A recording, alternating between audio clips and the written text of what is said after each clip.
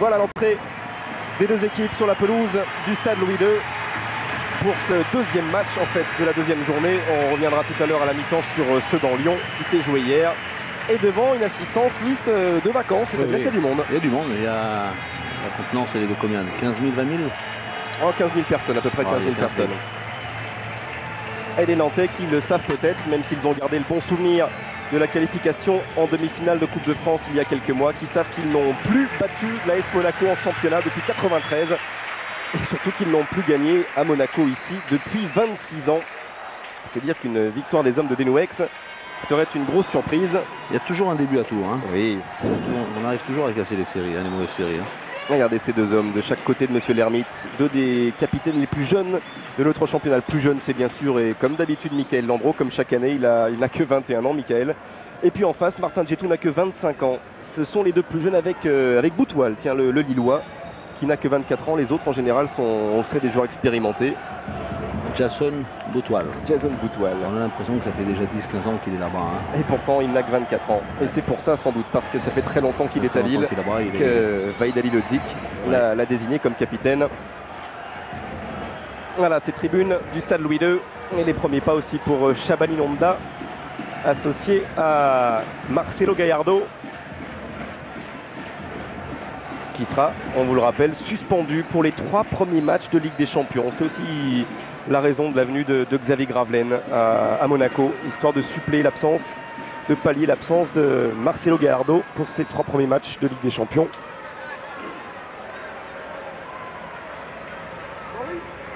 Et Marcelo Gallardo qui sera d'ailleurs retenu avec l'équipe d'Argentine, à nouveau dans le groupe pour le prochain match de l'Argentine face au Paraguay. Ils sont deux dans le rond central, Marco Simone et Shabani Nonda. Le duo de feu annoncé pour cette saison, pour le coup d'envoi de ce Monaco-Nantes. Avec le premier ballon pour Franck Jurietti, lui aussi touche son premier ballon sur sa nouvelle pelouse du stade Louis II. La transversale de Jurietti jusqu'à Contreras. Oh, ça va lober Mario Silva, c'était bien fait de la part de Tully. Il faut que Shabani Nonda accélère et emmène bien son ballon, l'occasion de but pour Monaco, l'ouverture du score. Oh, ce ballon qui a fait 60 mètres en 5 secondes. Et les gestes tous réussis avec Julie. Et à la conclusion, Shabani Nonda pour son premier but de la saison. Monaco mène déjà 1-0. Je crois que le départ de l'action est beau parce que je pense que la passe, je crois que le faux appel de Ludovic Julie qui a fait son nom de venir et qui est parti dans le dos de Da Silva et qui a mis une passe par-dessus à Nonda. Et Nonda, je crois que là, la fixation de Nonda est bonne parce qu'il attend, hop, il attend, cette feinte de frappe, c'est celle qui le met face au but. Hein. Ouais, cette fixation sur Savino. Et c'est ce que lui demandait Claude. Hein. C'est ce qu'il lui a demandé, c'est ce qu'il veut, c'est qu'il soit là-haut, qu'il soit le plus haut possible pour pouvoir faire ce qu'il a fait là. Et voilà les applaudissements de Stéphane Porato et Shabani Nonda qui ouvre son compte personnel cette saison. Il n'y a pas mieux en tout cas pour un buteur, pour la confiance, pour les repères, pour tout ça. Et c'est bon pour le jeu. C'est bon pour le match aussi. C'est bon pour le match parce qu'on a vu une très belle séquence, c'est vrai, où c'est la preuve que quand tous les gestes techniques sont réussis, Louis, en général, ça va faire très mal au bout. Je dis souvent que quand le départ est réussi, l'arrivée est automatiquement pour que Marco Simone, à son tour, n'aille inscrire son premier but de la saison. Carrière, ça ne passera pas face à Marquez. Et la récupération de Marco Simone, pas pour longtemps. La Spal, Carrière. Oui, personne ne l'attaque, il va pouvoir centrer. Il y a Monterrubio qui contrôle la légalisation. Oh, l'absence défensive monégasque. Et tout de suite la réaction. Là aussi la technique a fait la différence car tous les gestes étaient réussis. L'égalisation d'Olivier Monterrubio un partout. Ce qu'il fait c'est super parce que je crois qu'il voit le ballon arriver, il peut frapper instantanément et il fait ce contrôle qui lui reste là et que bon là, ce que fait Carrière c'est beau aussi. Regardez là, hop, il feinte le tir. Ensuite le contrôle le met devant le but et le tir est précieux ensuite. Et Contreras ne peut rien faire. Et derrière la précision du pied gauche d'Olivier Monterrubio. Oh, on est bien parti Louis, 2 buts en 10 minutes. En 10 minutes. Même pas 10 minutes. On part sur de bonnes bases, non? Oui, déjà un partout. Ouais, on joue la 9e minute. Parce que depuis qu'il est arrivé à Nantes, il a joué pratiquement partout, Salomon LMB. Bon contrôle de Darocha. A-t-il commis une faute pour l'instant? Non. Et l'avantage laissé par Monsieur Lermite. Darocha jusqu'au bout, dans la surface de réparation. Oh, le décalage de foi. Oh, quel but! Quel but de Frédéric Darocha qui vient donner l'avantage au Football Club de Nantes. Après un tout petit peu plus d'un quart d'heure dans cette première période, on va revoir tout depuis le début parce que c'est un solo, c'est un magnifique numéro, Louis. Je crois que ce qu'il fait au départ, c'est, vous voyez, là il y a un duel avec son défenseur, il prend deux duels qu'il gagne lui. Là ce qui est bien c'est la feinte, c'est qu'il ramène, il pivote et puis après bon, il s'ouvre son angle avec son pied droit et vraiment le but est exceptionnel là. Oh que c'est beau, que c'est beau. Voilà. C'est l'attaquant, voilà. Frédéric Darocha, une fois à gauche, une fois à droite et derrière la précision et un petit peu de réussite. Et je ne sais pas si elle est touchée, si elle est un peu déviée. Un petit peu de réussite car c'est transversal. Elle est déviée, Louis. Hein. Ouais. Elle est déviée. Hein. Il a tout vu. Je suis dans l'axe. Il a tout vu, Gaëtan. Ouais, on va le voir mieux. Il m'a semblé peut-être, je ne sais pas si c'est là, voilà. Je crois que c'est Contreras qui la détourne un peu. Il fait monter la balle. Voilà. Ouais, et qui transforme ce magnifique ballon de Frédéric Darocha en petit lob par-dessus Stéphane Porato. Quel changement de scénario, en tout cas Louis, dans cette rencontre. Monaco était bien parti, une occasion à but. Et puis Nantes a réagi, et même mieux que ça, puisque les Canaries en bleu marine aujourd'hui mènent maintenant 2-1. Et on est à 3 buts en 18 minutes, on continue sur des belles bases. Pas mal, ouais. Ce que je voudrais voir, c'est un peu sur ce but, c'est un peu l'appel de balle et puis le départ, le défenseur monégasque qui est un peu trop derrière aussi. On verra ça tout à l'heure. Encore un centre. Oh, le troisième. Le centre de Darocha et la tête d'Olivier Monterrubio. Ça ressemble à un chaos pour Monaco. Et Nantes qui mène 3 buts à 1. Et le doublé pour Monterubio. Ah, voilà, hein, je crois que c'est le signe d'une équipe qui a pris un but au bout de 2 minutes, qui est reparti, qui a joué, qui n'a pas perdu confiance dans son jeu et que petit à petit elle a retrouvé un peu son football, celui que l'on aime. Et ça c'est le football à la nantaise. C'est un football de confiance. Beau jeu, le but exceptionnel. Je crois qu'il y a un relâchement dans cette défense. Il y a un peu des doutes peut-être maintenant. Maintenant il y a des doutes parce que maintenant parce que ça va être plus difficile maintenant. Ah, et parce que chaque offensive bleu marine se transforme actuellement en but. C'est dur pour Claude Puel, dur pour ces hommes actuellement qui sont peut-être un petit peu perdus. Et puis petit à petit, sur cette pelouse. L'effectif de Claude Puel s'était mis en place.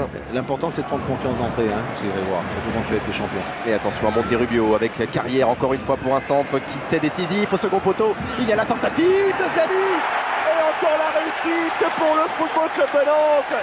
Lui aussi va faire partie de la fête de cette première période, Stéphane Ziani, pour son premier but sous ses nouvelles couleurs nantaises. 4 buts à 1 pour le Football Club de Nantes. Ça commence à être salé. Ça commence à être dur pour Monaco, mais on le voit sur cette action. On a 4 Nantais qui participent. Il y a le centre, il y a le renvoi, et puis Ziani qui accompagne derrière, qui a le temps de contrôler, qui a le temps de mettre sa frappe et de bien la mettre.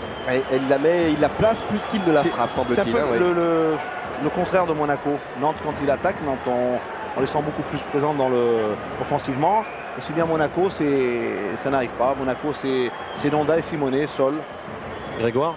Oui, Gaëtan. Ouais, au niveau des tirs cadrés, on est en statistique, ça doit pas être mal. Hein. Ah ben c'est même, bon, j'allais exactement le dire, le lancement est parfait. Merci Gaëtan. Ça fait 4 tirs, 4 occasions pour Nantes, 4 buts. Vous oubliez certainement un tir de Laspal, qui a mal cadré son tir. Ça fait 4 sur 5. 4 sur 5, c'est pas mal. C'est pas mal. Bon, moi je me rappelle d'un tir de Laspal. Hein. Oui, oui.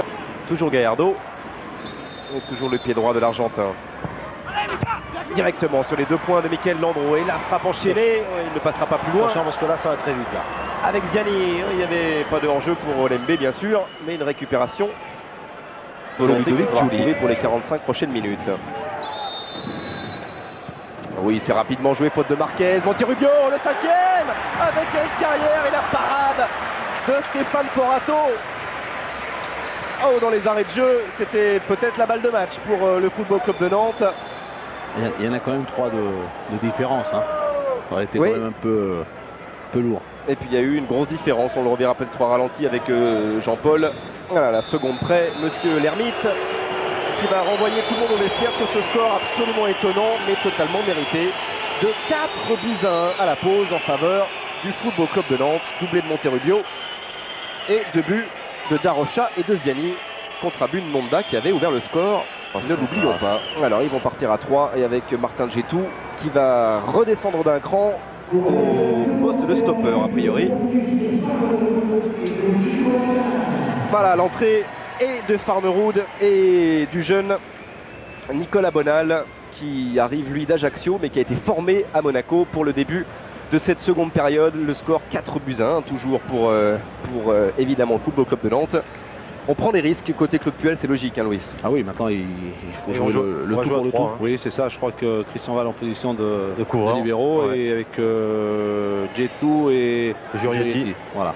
Et Bonal, 5 au milieu et 2 pointes. Ouais, il va prendre Bonal qui va prendre le côté droit. Ouais. Donc Claude nous disait que c'est un garçon qui était un peu comme Ludovic Julie, en plus percutant, qui va vers l'avant. Et pourquoi pas une démonstration de l'AS Monaco en seconde période comme la démonstration nantaise de la première période. C'est passé là pour D'Acosta qui va peut-être pouvoir centrer le premier centre repoussé par Nicolas Savino. On a beaucoup parlé des Monégasques à l'instant. Et sans doute une touche longue avec la puissance de Martin Djetou directement vers Shabani Honda. Oh, il y a Marco Simone et la frappe captée par Michael Landreau. Monaco pressant d'entrée. Farnerud. Julie, Gallardo, Marco Simone, Nonda derrière Bonal. Oh, pas de position de hors-jeu. Et le deuxième but pour l'AS Monaco. Un symbole sans doute que ce soit le jeune Nicolas Bonal qui vienne l'inscrire. Lui qui est entré à la pause. C'est lui qui redonne de l'espoir aux hommes de Claude Puel. Bien joué. Je crois que la passe, la première de... Je ne sais pas si c'est Ludovic ou Gallardo. Gallardo, je crois, qui lance Marco Simone. Marco pense voir bien Nonda, mais Nonda est court et petit Bonal a... Et là, c'est un but qui peut tout... Attention. Ça peut tout changer. À nouveau, Marco Simone dans la surface de réparation. Landreau, cette fois-ci, se couche bien et capte la frappe de l'Italien. C'était bien sûr le premier but en D1 de Nicolas Bonal. Évidemment, du soutien. Ça passe pas dans la surface de réparation. Oui, c'est bien distillé. Reprise de Stéphane Gianni. C'était beau et bien capté à l'arrivée par Stéphane Porato. Et regardez Mario Silva avec Salomon Lembe. Un petit peu d'espace pour le Camerounais qui va encore accélérer. Le tacle parfait de Martin Djetou. Ça aussi c'est beau. Et c'est une loupe là-dessus dans les réserves. C'est lui qui frappe ce corner nantais. Oh, c'est pas mal avec Nicolas Gillet. Oh, la frappe enchaînée. C'était pas mal.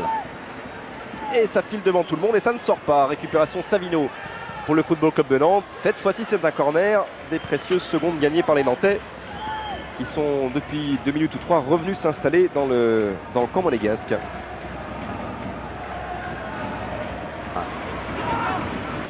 Il enchaîne vite. Hein. Et la nette domination monégasque en seconde période. Couronné d'un but pour Monaco. Sortie de Landreau en 2 temps. Du point. Marco Simone qui tente le lob. Tête de l'Aspal. Oh, il a tenté aussi de frapper directement. C'était pas possible pour Jurietti. Alors on va contourner une nouvelle fois. Centre de Gallardo. Repoussé par Landreau. Oh, qui est venu percuter la Shabani Nonda. Et ça va revenir cette fois-ci côté droit en combi. Nonda. Farnerud. Nouveau centre. Oh, le plat du pied. Et pourtant c'était beau. Simone. Oh oui, c'était beau. C'était bien joué. Encore le petit Bonal. Hein. Ils se sont bien trouvés là, ça ressemblait vraiment aux exercices et aux oppositions qu'on peut voir à l'entraînement lors des semaines d'entraînement avec Claude Puel à la Turbie. Ça a très très bien combiné côté droit avec cette relance de Landreau. Et on revient au centre de Gallardo, à nouveau Landreau. Bonal. Regardez, c'est là que ça combine bien, Louis. Farnerud. Hein. Et le centre de Farnerud. Et malheureusement, peut-être qu'il n'avait pas tout le jus nécessaire pour avoir ce bon appui. Marco Simone, il ouvre un peu trop son pied et loupe le cadre. Toujours 4-2 pour le Football Club de Nantes. Carrière. Avec Savino. Pour le bon contrôle aussi de Frédéric Darochat en pleine course. Ça aussi, c'est le geste technique parfait. Donc il est en train de lui faire du mal à Philippe Léonard.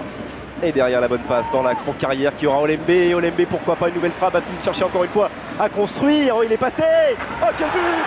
C'est fini cette fois-ci. C'est le but de la victoire finale et de la démonstration du Football Club de Nantes ce soir sur la pelouse de Louis II. Michael Landreau, on a quitté ses 16 mètres pour aller embrasser ses coéquipiers. Nantes, Louis mène 5-2. Je crois que le match se termine ici. Hein.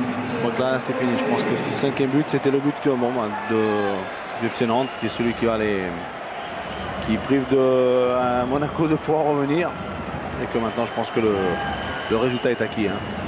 Belle action de Lambé. Hein. Je crois que le petit jeune s'est laissé un peu emporter. Franchement, et après, je crois que ce garçon, c'est gaucher, bonne frappe. Et en deuxième période, Nantes, 2 occasions et un but. Et un but. Et le premier but aussi de Salomon Elembe, évidemment cette saison, lui qui en avait inscrit 2 la saison passée, le Camerounais. On a senti qu'il faisait peut-être le dribble de trop ou le geste de trop et que comme sur l'action précédente, il allait un peu trop temporiser. Et le résultat, Que je laisse quelque chose, vous allez voir. il est en train de perdre son sang-froid parce que l'ancien international argentin est l'homme de la situation. On sait qu'elle a nouveau centre, ça arrive Fred par vague. Darocha, avec Ziani à droite, il aura et Carrière et Gilet. La frappe bien travaillée de Stéphane Ziani et la belle envolée aussi pour y répondre de Porato. Galatasaray, c'est vrai, vainqueur de la Coupe de l'UEFA, ou pas de hors-jeu, mais c'était limite au départ pour Frédéric Darocha. Retour dans son dos de Philippe Léonard. Darocha, il va voir Ziani, qui se présente, contrôle. Oh, ça n'ira pas plus loin, il n'a plus les jambes, Stéphane Ziani, et y avait-il faute? C'est ce que vous semblez me dire, Louis. Non, il m'a semblé que l'arbitre a mis la main au sifflet à la bouche. Hop. Alors c'était Bonal. Hein, En tout cas dans le à dos, 5-2, Stéphane Ziani. ça ne siffle pas. C'était Bonal. Belle transversale encore de Gilet. Allez, il va y aller au petit trot. Stéphane Ziani, mais ça suffit pour récupérer ce ballon, ça suffit pour encore une fois faire le décalage devant Bonal et changer encore une fois d'aile, donc c'est dur.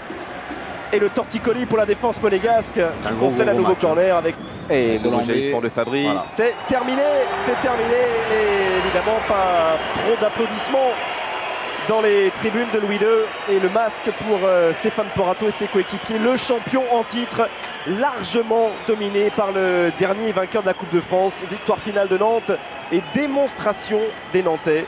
5-2